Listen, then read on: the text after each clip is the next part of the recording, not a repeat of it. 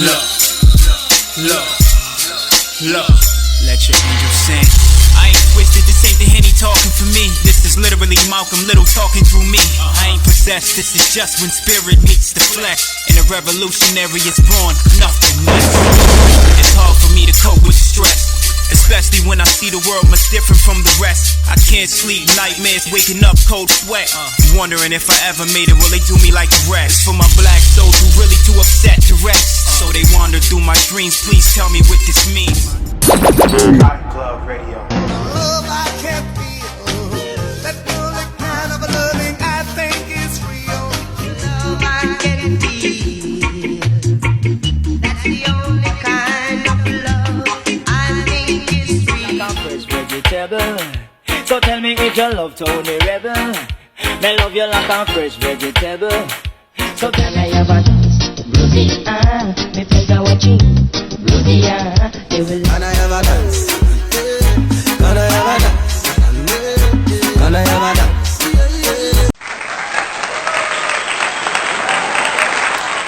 Welcome to the Cotton Club Radio. I'm your host, Cotton Club. What's going on with the family, man? What's good? You know, thanks for taking out your time to come chill and rock with me. You know, I want to get straight to it. Today's episode is going to be called The Difference Between Imitating, Influencing, and Copying Black American Culture. You heard what I said, family. The difference between imitating, influence, and copying Black American culture. I had to do it, family. I had to do it.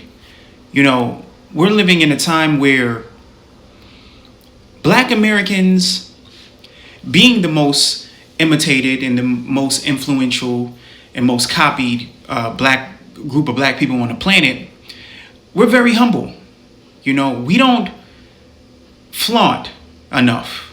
You know, we don't talk enough about our influence and the fact that we're imitated and copied as much as we are. I think it's because of our upbringing.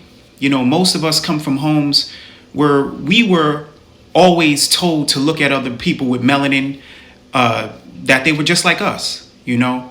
So whenever they imitated us or copied us or were influenced by us, we didn't look at it as anything unusual. You know, we looked at it as, well, you know, those are our brothers or those are our sisters. You know what I'm saying? So we're coming in a time where I'm online, family, and I'm gonna keep it funky with you. I'm gonna keep it real. I'm disappointed, man. You know, it's a lot of people coming from foreign places who are being very, very disrespectful to Black Americans and our culture. In many cases, saying we don't have a culture. And that's real interesting because many of these people would dress, act, and talk just like us. They're imitating us. You know, so when I talk about imitating, I'm talking about following a model. Because when it comes to imitating, you have to have an original version. Black Americans are that original version. And it seemed like people will come over here and often imitate us, or the worst versions of us, or the us that they think we are, and give us no credit, or say we don't have a culture while they're imitating us. And when I talk about influence, I'm talking about us having some kind of effect on people who come here.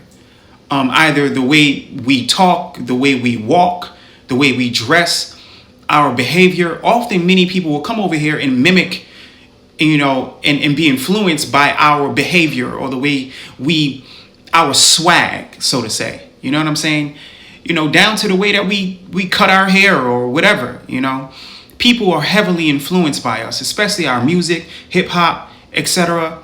You know, and you know, the copying. You know, when I talk about copying, I'm talking about, you know, literally just taking, just carbon copying, taking the similarities and just basically just doing their version of or their variation of what we do, just copying it. And family, I'm gonna keep it real, man. It's becoming a little more disrespectful. I don't mind people being influenced or imitating or copying us, as long as you be respectful. But it seems like there's a lot of people I'm seeing online. It's just, the disrespect is a little too much for me, for my liking, especially when Black Americans are the catalyst of culture the way that we are. And I know a lot of us, we not boastful, man. Black Americans are so humble. We don't get enough credit, man. Many of us don't credit ourselves. We don't talk about, how influential we are on all these various groups of people who come here. It's time that we start to be a little bit more protective of our culture and respect our culture a little bit more, enough to protect it. You understand what I'm saying? I get it. We've been under this minority banner for a long time, but I think that it's coming to a point where that hasn't benefited us. It hasn't benefited us. We're at a point of our existence in America where there's so many other groups looking out for themselves that we have to start looking at our lineage a little bit more and start looking at more lineage-based policies that can affect us, family. You understand? So while understanding that there's nothing wrong with people copying us or imitating and being influenced by us, but it's very important that we don't let people disrespect our culture or tell us we don't have a culture or neglect our culture. You understand what I'm saying? Or just, put our culture in a box. Well, if it's not hip hop, we don't have any culture. People don't understand how deep and complex Black American culture really is. There's so many intersections. We have our intellectual class and our intellectual side of our culture. The Malcolm X's, the Martin Luther Kings, the Frederick Douglasses, the John Heinrich Clarks, the Claude Andersons, the Neely Fullers, the Frances Cress Wilsons, the Amos Wilsons. Our intellectual culture is so vast. You understand what I'm saying? Chancellor Williams. We go deep in that. And then you have what I would say church culture. The Black American church is the most influential part of our culture there is. People think hip hop. It's not hip hop. I hate to burst your bubble. The Black American church is the most influential part of Black American culture. And a lot of people don't understand that. I'll tell you this. Some of the early forms of drum kits that were used for breakdancers in the earlier stages of hip hops, guess where that came out of? The Black church. You don't know drumming until you go to a Black church. Can I get an amen? You understand? Brothers get on them drums and start knocking those drums out. You understand? So we have to understand. And then you have the old Negro spirituals coming out of those slave fields down south, where my family is from, which eventually started turning into those early rhythm, the early blues and that early jazz. You understand? Giving birth to the music and the culture. You understand? Our culture is so deep and vast here in this country. And it's about time that we respect it.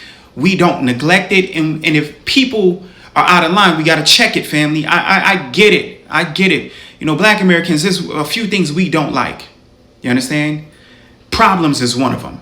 We don't like problems, so we'll try to avoid problems as much as possible. But there's a lot of people here. There's a lot of newcomers. You understand what I'm saying? There's a lot of people, and I'm seeing it more online, not in real life, but online is, I don't know, man. I've seen so much disrespect coming from people from the UK and people from all over with Black American culture. Just basically just spitting on our culture and make it seem like we don't have none. I can't turn a blind eye. I don't care. I'm gonna defend mines. You understand what I'm saying? I'm not going to let nobody go unchecked. That's just not how I roll, unfortunately. You understand? But understand, family, there's no shame in protecting your culture, respecting your culture. There's no shame in being embracive, toward people. But if they're out of line and they're not respecting, it's no shame in drawing a line. You understand what I'm saying? And while we understand the differences between people imitating our culture, and people being influenced by our culture, and people just straight up copying our culture, we have to understand that there are two variations of imitating, influence, and copying. There's good and there's bad. You understand? In the good frame, people, it's beautiful to be influential and have people be influenced. And people copy and take those beautiful things that our culture has so eloquently given the world. But it's another thing when people don't respect it. You understand? They just imitate it, but they don't respect it. They just kind of use it and make money off of it and commodify it and then tell you don't have it. They'll copy your culture, talk like you, walk like you, act like you, but tell you, well, that's not really culture. You understand what I'm saying, family? So that's what I got for you. It's the Cotton Club Radio. You know what it is. Holla at me. King. Look. Let your angel sing. I ain't twisted, this ain't the Henny talking for me. This is literally Malcolm Little talking through me. I ain't possessed, this is just when spirit meets the flesh, and a revolutionary is born, nothing less. It's hard for me to cope with stress, especially when I see the world much different from the rest. I can't sleep, nightmares, waking up cold sweat, wondering if I ever made it, will they do me like the rest? It's for my black souls who really too upset to rest, so they wander through my dreams. Please tell me what this means.